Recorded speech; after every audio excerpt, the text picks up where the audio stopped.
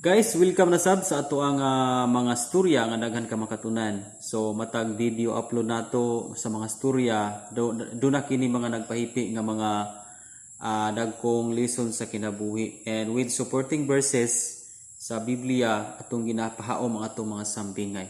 So guys, hopefully nga tapuson nimo ang matag storya sa atong mga sambingay aron nga do na kay mapupo nga mga pagtulunan sa kinabuhi, mga moral lesson nga tumakuha sa matag storya. So kini atong storya karon, storya na pud kini sa among nga reliyoso og sa sulugoon nga usa ka magtotoo. So kining usa ka amo para masabtan nimo guys inani ang senaryo. Ang maong amo grabe ka reliyoso pero wala siya mausob sa iyang mga bisyo, ang iyang mga kahilayan, no? Bisan grabe siya, matsigisag simba, reliyoso kay siya, pero wala po'y nausab sa iyang mga batasan, sa iyang mga bisyo o kahilayan. Pero kaning usa ka magtotoo nga katabang niya, gusto nga i-prove niya nga ang relihiyon gani nga walay maghari nga Kristo, walay Ginoo nga maghari, dili gina makabag-o sa tao. O daw i-prove sa sulugoon nga ang relihiyon di gyud may makabag-o sa tao, kundi dili si Kristo gyud makabag-o. Kay kining mao usak sulugoon, usa siya ka magtotoo nga dunay nahitabo ang kabag-uhan sa iyang kinabuhi. So para nga tagaan niyag lesson ang maong amo, doon na may usa ka kahoy nga naatubangan sa balay sa maong amo nga wa gyud mamunga, dugay ng panahon nga wa gyud bunga ang maong kahoy. So para matudloan niyag lesson ang maong amo may tungod sa relihiyoso nga walay kabag-uhan sa kinabuhi. So ang himo niya samtang natulog ang amo, iyang gipangbitayan og mga apple ang maong kahoy. Palit sa tus tiyanggi unya gipangbitay niya, iyang gipalibutan ang maong kahoy og mga apple. So pagkabuntag, pag mata sa amo, nakita niya nga katong kahoy nga tubangan sa iyang panimalay napuno og bunga. So nasyak siya nga unsa mang magika, unsa mang hitabua nga gahapon pa ni bunga pero karon daghan man bunga. So excited kayo siya na naog sa siyang panimalay ug iyang giadto ning maong kahoy kay mamupo siya og bunga sa apple. Karon samtang paghangad niya pagtan-aw niya kini day mga apple nga nakabutang dito is gipangbitay di ay gipanghuktan di ay. So dili day sa tinuod nga bunga kundi artificial lang siya nga gipangbitay dito. Mura siyang Christmas tree ba. So gipangbitay lang sa sulugoon para matudloan ang lesson ang maong amo.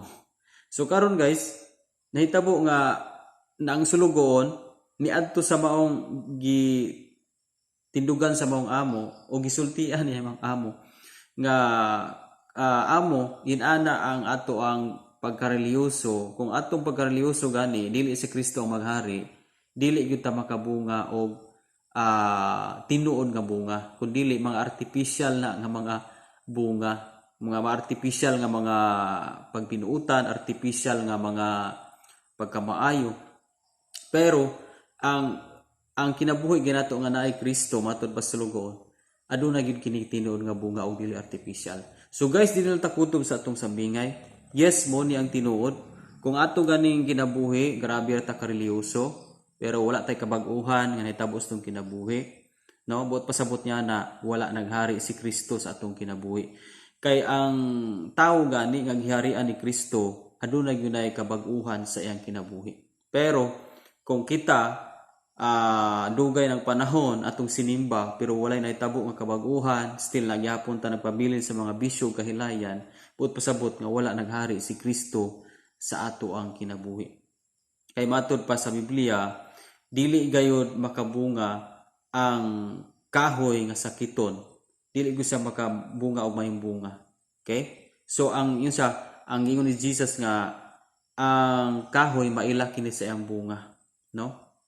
Muna iyang isambingay nga ang kahoy daw mailhan pinaagi sa iyang bunga. Kung unsa ning kahoy unsa ang kahoy nga igos dili gyud siya mamunga og paras, ug ang paras ko di siya mamunga og igos. Kung igos gyud ang iyang bunga, kung paras gyud. Subot pasabot mailhan ang kahoy pinaagi sa iyang bunga. So bot pasabot pod nga mailhan ang atong kinabuhi nga anaa ba gyud ta sa Ginoo, ana si Kristo ba gyud nga hari pinaagi sa atong mga binuhatan. Okay? Matod pa sa John 15 verse 4 to 5 nangayon siya. pabilin kamo kanako ug ako magpabilin kaninyo. Dili kamo makabunga gawas kon magpabilin kamo kanako. Sama nga ang usa ka sanga dili makabunga gawas kon magpabilin kini sa punuan. So ingon sa diri nga kung dili ta magpabilin ni Kristo, di gyud kita makabunga. So bisan unsaon nato ka reliyoso, unsaon nato pagsinimba, basta dili si Kristo ang atuang gipaharis tong kinabuhi. Kung atong relihiyon mo atong ipatigbabaw tong kinabuhi, atong pagkareliyoso ipatigbabaw tong kinabuhi, dili kita makabaton og bunga sa atong kinabuhi, kanang gitawag og bunga sa kabaguhan. In verse 5 nagayon siya, ako ang punuan sa paras ug kamo ang mga sanga. Ang magpabilin kanako ug ako diya kaniya mamungag daghan, kay kun wala ako, wala kamoy mahimo. Di ba?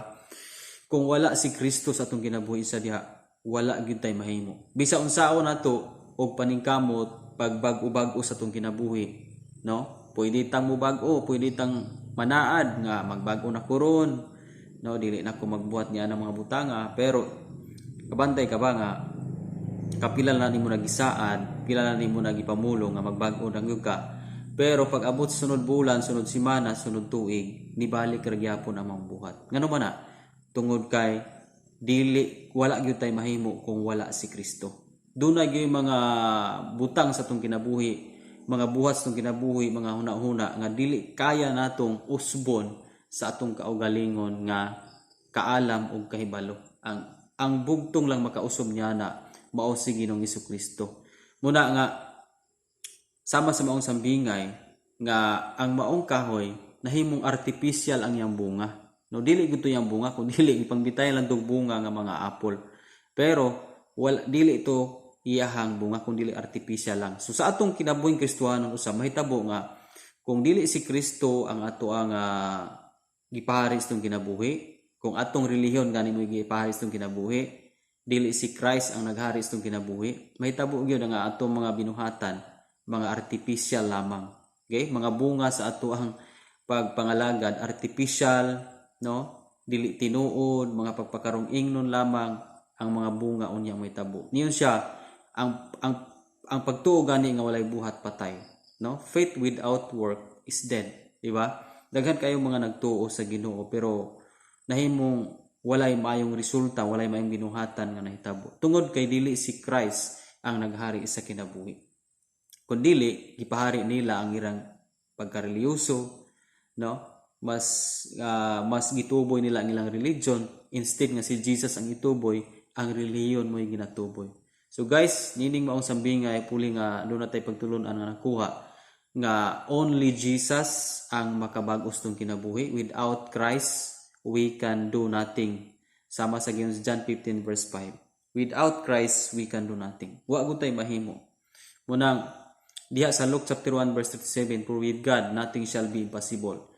Munang diha sa Ginoo walay mga dili mahimo sa Ginoo. Ang tanan kaya nang himuon. Muna nga dapat atong kinabuhi ato ning itugyan sa Ginoo nga ang Dios may magharis tong kinabuhi. Dapat atong kinabuhi dili nato itugyan diha sa atong pagkareliyoso, di ba? Ato ang dapat si Christ ang atong ituboy kay aron makabaton tag kabaguhan sa kinabuhi.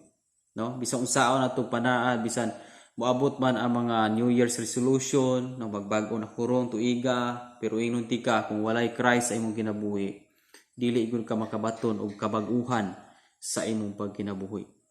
No?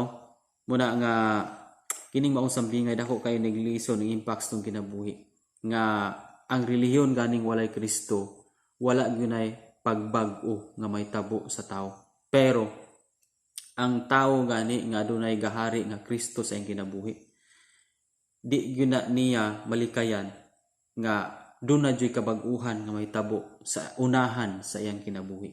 No? So, muna'y buhat ni Kristo. Buhat ka na sa Ginoo, dili ka na buhat sa tao. Kay kita, di man yun ta makabagos tong kinabuhi.